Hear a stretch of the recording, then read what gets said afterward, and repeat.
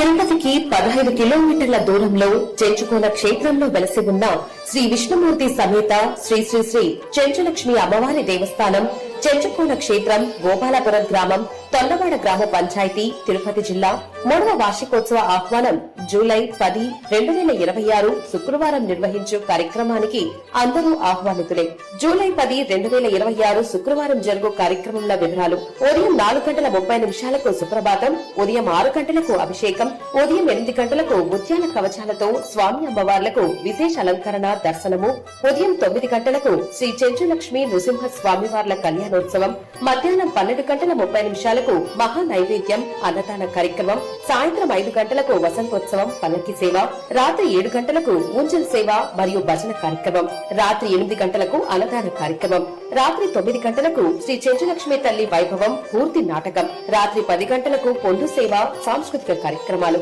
ముఖ్య గమనిక: